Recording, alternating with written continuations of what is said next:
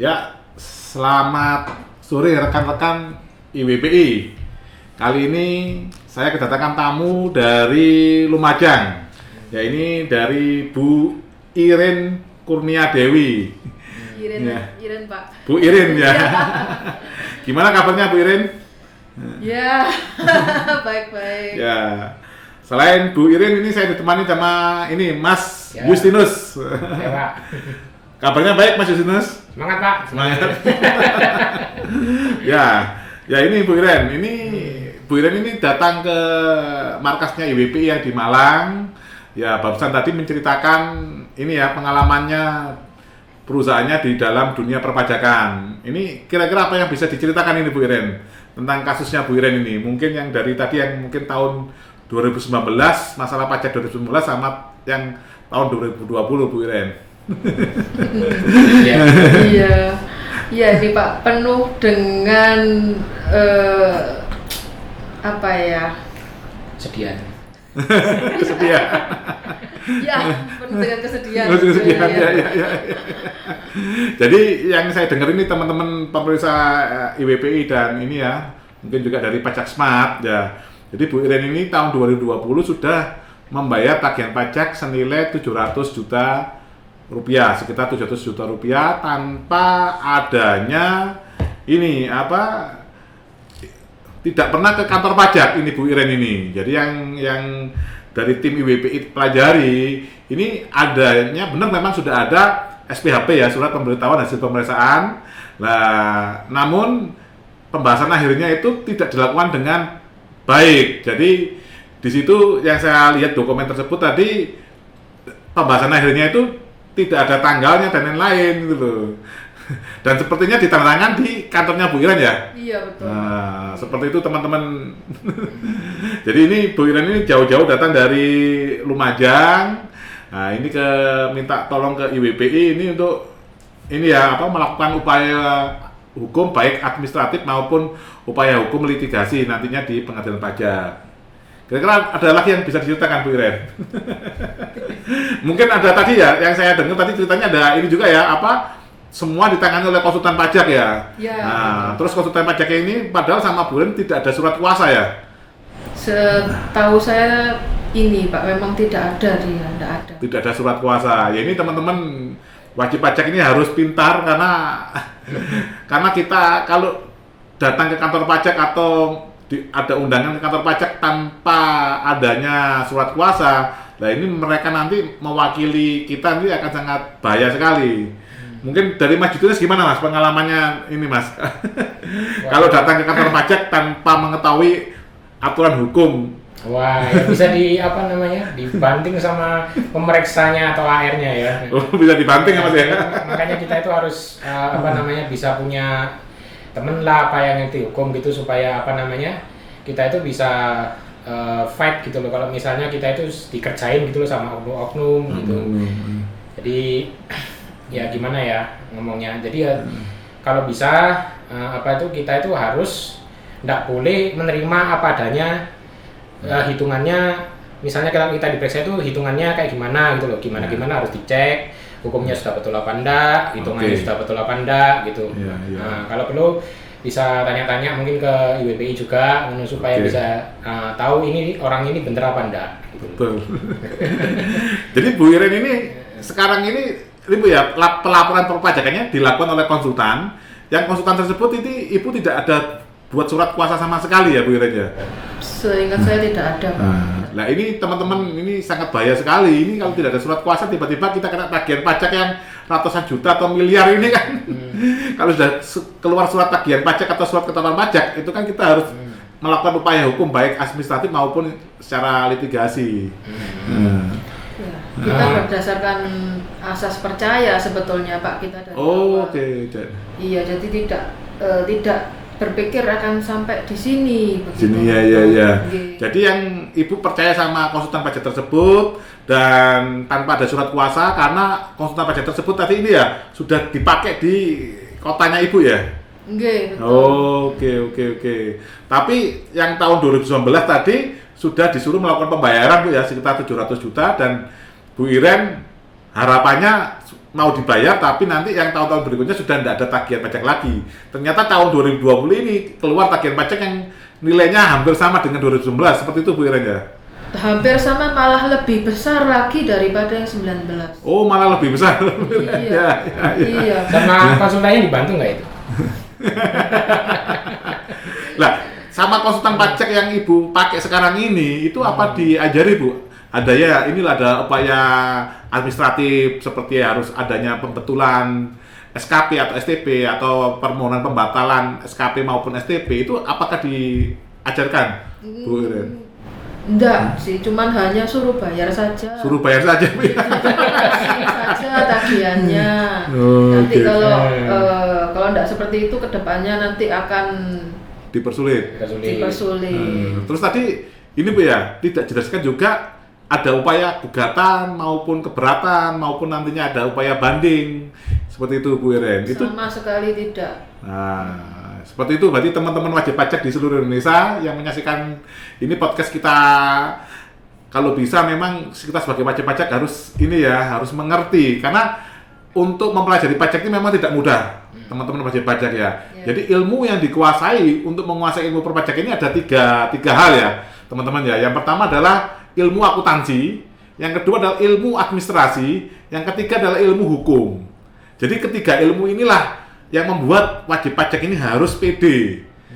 Kalau kita kekurangan salah satu ilmu ini, ya kita datang ke kantor pajak ini dengan rasa cemas, rasa ini ya stres lah. Nah, kecemasan dan kesetresan itulah yang seringkali sama oknum-oknum pemeriksa pajak ini dimanfaatkan. Lalu mungkin untuk negosiasi dan sebagainya. Terus kalau tidak salah, yang saya dengar ini juga ini ya, Bu Iren, kalau kita melakukan upaya hukum, itu katanya dituduh ini berarti melawan pemerintah dan tidak mungkin menang itu Bu ya? Oh iya, betul Pak. Ya. Jadi kalau kita itu wong cilik lah, kita ini tidak ngerti apa-apa. Yang benar itu ya sudah yang itu, betul. Yang sudah tertulis itu sudah betul. Jadi tidak ada lagi jalan selain dibayar. Iya, jalan buntu Bu ya. Jalan buntu. Jadi disamakan dengan kitab suci Bu ya. Mungkin begitu. Ya karena saya tidak ngerti, ya saya juga takut itu. Benar seperti itu.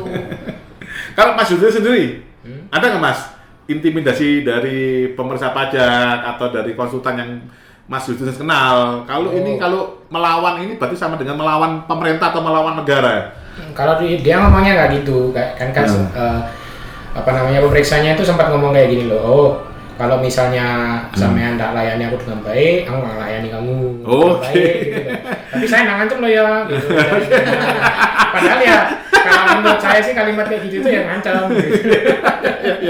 Nah, jadi ini teman-teman wajib pajak di seluruh Indonesia yang perlu saya camkan sebagai ketua IWPI bahwa kita ini adalah sebagai wajib pajak. Dan pendapatan negara sekarang ini 82% dari pajak, Bu Iren dan Mas Yudhinus. Jadi apa artinya? Bahwa kita ini adalah penyokong utama ekonomi untuk membayari roda pemerintahan ini. Jadi kita ini sebagai rakyat sekaligus wajib pajak, kita ini adalah raja sebenarnya di Indonesia ini.